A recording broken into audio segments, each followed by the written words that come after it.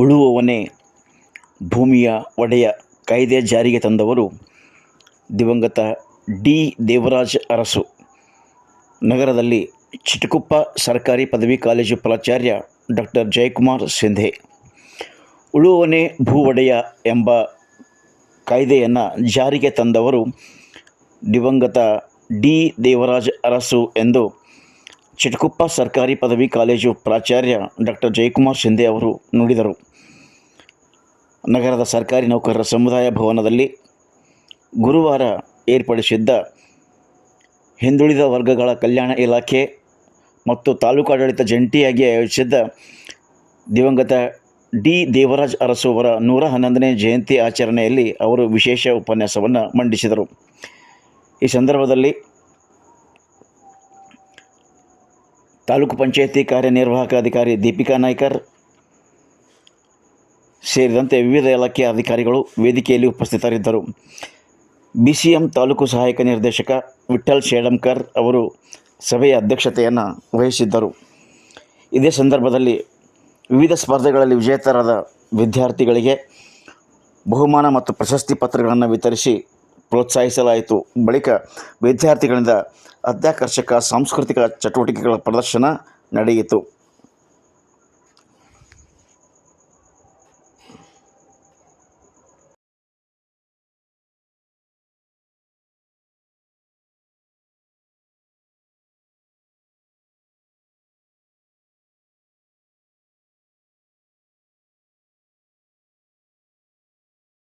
ಶಕ್ತಿ ಸಾಮರ್ಥ್ಯದಿಂದ ಈ ಒಂದು ಅಪರ್ಚುನಿಟಿ ಪಡೆದುಕೊಂಡಿರಿ.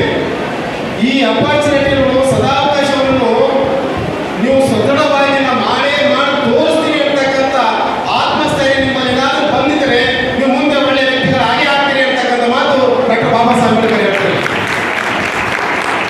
ಯಾಕಂದ್ರೆ ನೀವು ನೋಡಿ, ಎಷ್ಟೋ ಜನರು ವಿದ್ಯಾರ್ಥಿಗಳಿದ್ದಾರೆ, ಅವರಿಗೆ ಹಾಸ್ಟೆಲ್ ಫೆಸಿಲಿಟಿ ಇಲ್ಲ ಅವರಿಗೆ. ಆದರೆ ನಿಮಗೆ ಉಳ್ಳಕ್ಕೆ ತಿನ್ನಕ್ಕೆ ಓದಲಕ್ಕೆ ಸ್ಕಾಲರ್ಶಿಪ್ ಕೊಟ್ಟು ಒಳ್ಳೆ ವಸತಿ ಕೊಟ್ಟು ಒಳ್ಳೆ ಊಟ ಕೊಟ್ಟು ನಿಮಗೆ ಇವತ್ತು ಕಾಲೇಜಿನಲ್ಲಿ ಅಡ್ಮಿಷನ್ ಕೊಡಿಸ್ತಕ್ಕಂಥ ಒಂದು ಏನು ನಿಮಗೆ ಚಾನ್ಸ್ ಮಾಡಿಕೊಡಲ್ಲ ದೇವರಾಜ್ ಅರಸು ಅವರು. ಕೆಲವರಿಗೆ ಇಲ್ಲ, ಕೆಲವರಿಗೆ ಜನರಿಗೆ ಮಾತ್ರ ಸಿಗ್ತಕ್ಕಂಥ ಒಂದು ಅಪರ್ಚುನಿಟಿ ಇದೆ. ಆ ಅಪರ್ಚುನಿಟಿಗಳು ನೀವು ಏನಾದರೂ ಮಾಡೇ ಮಾಡ್ತೀನಿ, ಆ ಶಕ್ತಿ ಸಾಮರ್ಥ್ಯ ನನ್ನಲ್ಲಿ ಇದೆ, ನಾನು ಇಂಥ ಅಪರ್ಚುನಿಟಿಗಳನ್ನು ಬಳಸ್ಕೊಂಡಿರ್ತೀನಿ ಅಂತೇಳಿ ನೀವು ಏನಾದರೂ ಗೆಲುವು ಸಾಧಿಸಿದ್ರೆ ಅದು ನಿಮಗೆ ನಾನು ಧನ್ಯನಾದ ಅಂತ ಹೇಳಿ ಮಾತು ಬಾಬಾ ಸಾಹೇಬ್ ಅಂಬೇಡ್ಕರ್ ಅಂತ ಹೇಳಿದ್ದಾರೆ. ಇನ್ನೊಂದು ಮಾತು ಏನು ಹೇಳಿದ್ರೆ ಗೊತ್ತಾ, ನೀವೇನಾದರೂ ಈ ಅಪರ್ಚುನಿಟಿಯನ್ನು ಪಡೆದುಕೊಂಡು ಯಶಸ್ವಿಯಾಗಿ ಒಳ್ಳೆ ಅಧಿಕಾರಿಗಳಾದರೆ ಅದು ನಿನಗೋಸ್ಕರ ಅಲ್ಲ. ನೀವೇನಾದರೂ ಅಧಿಕಾರಿಗಳಾದರೆ ಅಥವಾ ಉನ್ನತ ಸ್ಥಾನಕ್ಕೆ ಹೋದರೆ ಅಥವಾ ಮೇಲ್ಮಟ್ಟಕ್ಕೆ ಹೋದರೆ ಅದು ನಿನಗೋಸ್ಕರ ಅಲ್ಲ, ನಿನ್ನ ಸಮಾಜಕ್ಕೋಸ್ಕರ ಹಿತವಾಗಬೇಕು, ನಿನ್ನ ಕುಟುಂಬದಗೋಸ್ಕರ ಹಿತವಾಗಬೇಕು, ನಿನ್ನ ತಂದೆ ತಾಯಿಗಳಿಗೆ ಹಿತಕರವಾಗಿರಬೇಕು. ಅವರಿಗೋಸ್ಕರ ಮಾತ್ರ ನೀನು ಸಾಧನೆ ಮಾಡುವಂತಕ್ಕಂಥ ಮಾತು ಡಾಕ್ಟರ್ ಬಾಬಾ ಸಾಹೇಬ್ ಅಂಬೇಡ್ಕರ್ ಹೇಳಿದರು. ಇದು ಯಾಕೆ ಹೇಳ್ತೀನಿ ಅಂದರೆ, ಯಾಕೆ ನೀವೇನೇನು ಓದಲಾಗ ಬಂದಿರಿ, ಇವತ್ತು ನೋಡಿದ್ರೆ ಸುಮಾರು 40ರಿಂದ 50 ವಿದ್ಯಾರ್ಥಿಗಳು ಓದುವುದರಲ್ಲಿ ಹೆಚ್ಚು ಅಂಕಗಳು ಪಡೆದಲ್ಲಿ, ಆಟದಲ್ಲಿ, ಸಂಗೀತದಲ್ಲಿ, ನೃತ್ಯದಲ್ಲಿ ಮತ್ತು ಕೇರಳದಲ್ಲಿ ಎಲ್ಲ ನೀವು ಸಾಧನೆ ಮಾಡ್ತಿಲ್ಲ. ಈ ಸಾಧನೆ ಜೊತೆಗೆ ಇದು ಸಾಧನೆ ಕೂಡ ಎಲ್ಲರಿಗೂ ಬರೋದಿಲ್ಲ. ಈ ಸಾಧನೆ ಜೊತೆಗೆ ಹೆಚ್ಚಿನ ಮಟ್ಟದ ಓದಿಕೊಂಡು ಮುಂದೆ ಒಳ್ಳೆ ಅಧಿಕಾರಿಗಳಾಗಬೇಕು ಅಂತಕ್ಕಂಥ ನೋಡಿ, ನೀನಾ ಮೇಡಮ್ ಅವರು ನಮ್ಮ ತಾಲೂಕದ ಆಫೀಸರ್ ಆದರೆ, ವಿಠ್ಠಲ್ ಸರ್ ಕೂಡ ನಮ್ಮ ತಾಲೂಕು ಆಫೀಸರ್ ಆದರೆ, ನೀವು ಕೂಡ ನಾನು ಒಂದು ದಿನ ಮುಂದೆ ಒಂದು ದಿನ ಆಫೀಸರ್ ಆಗೇ ಆಗ್ತೀನಿ ಅಂತಕ್ಕಂಥ ಏನಾದರೂ ಛಲಗಟ್ಟು ಬೆಳೆಕೊಂಡು ಮಾತ್ರ ನೀವು ಮುಂದೆ ಬರಲಿಕ್ಕೆ ಸಾಧ್ಯವಿದೆ ಅಂತಕ್ಕಂಥ ಮಾತು ಹೇಳಿದ್ದಾರೆ. ಯಾಕೆ ಇದು ಮಾತಾಡಬೇಕಂದ್ರೆ ನೋಡಿ, ದೇವರಾಜ ಅರಸು 1950ರಲ್ಲಿ ಇದೇ 20 ಆಗಸ್ಟ್ ತಿಂಗಳಲ್ಲಿ ಜನ್ಮ ತಾಳ್ಕೊಂಡು ಮೂಲತಃ ಕೃಷಿಕರಾದರು. ಮೈಸೂರು ಜಿಲ್ಲೆ ಹುಣಸೂರು ತಾಲೂಕು ಕಲ್ಲಳ್ಳಿ ಇರ್ತಕ್ಕಂಥ ಗ್ರಾಮದಲ್ಲಿ ಜನಿಸ್ತಕ್ಕಂಥವರು. ಯಾಕೆ ಹೇಳ್ತಂದ್ರೆ ಇವರು ನೀವು ಕೂಡ ಅವರಾಗಿ ಆಗಲಿ ಅಂತ ಮುಖ್ಯಮಂತ್ರಿಗಳ ಪ್ರೈಮ್ ಮಿನಿಸ್ಟರ್ ಆಗುವ ಅಂತ ದೊಡ್ಡ ಶಕ್ತಿ ನಿಮ್ಮಲ್ಲಿದೆ. ಅವ್ರು ನೋಡಿ, ಮೂಲತಃ ಕೃಷಿಕರಾದರೂ ಕೂಡ 1951ರಲ್ಲಿ ಅವರು ಹುಣಸೂರು ಕ್ಷೇತ್ರದಲ್ಲಿ ಬಂದು ಒಂದು MLA ಆಗಿರ್ತಾರೆ. MLA ಆದರೂ ಸುಮ್ಮನೆ ಅವರು ಎಲ್ಲ ಜನ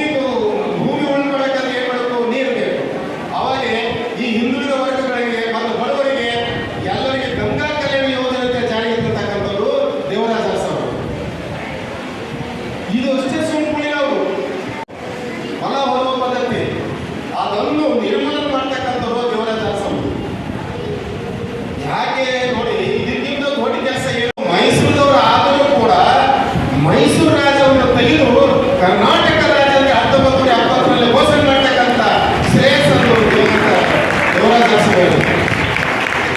ನೀವು ಬೆಂಗಳೂರದಾಗ ಹೋಗಿ ನೋಡಬೇಕು, ಎಲೆಕ್ಟ್ರಿಸಿಟಿ ಅಂತ ಹೇಳಿ, ಎಲೆಕ್ಟ್ರಿಸಿಟಿ ಭಾಳ ದೊಡ್ಡ ಪ್ರಮಾಣದ ಇದೆ. ಇಡೀ ಅಂದ್ರೆ ಅವಾಗಿನ ಕಾಲದಲ್ಲಿ ಬೆಂಗಳೂರಲ್ಲಿ ಹೋಗಿ ಕೂಡ ಒಳ್ಳೆ ಒಂದು ಸಿಟಿ ಬೇಕಲ್ಲಪ್ಪ, ಯಾವುದಂದ್ರೆ ಅದು ಎಲೆಕ್ಟ್ರಿಸಿಟಿ. ಯಾಕೆ ಇದನ್ನ ಹೇಳಿದ್ರೆ, ಈಗ ಈ ಕೃಷಿ ಕೊಟ್ಟೇವೆ, ನೀರು ಕೊಟ್ಟೇವೆ, ಮನೆಗಳೇ ಮತ್ತೆ ಅವಾಗ ಮಾಡಿದ್ರೆ ಮನೆಗಳು ಕೂಡ ಬಡವರಿಗೆ ಮನೆ ಕೊಡಿ.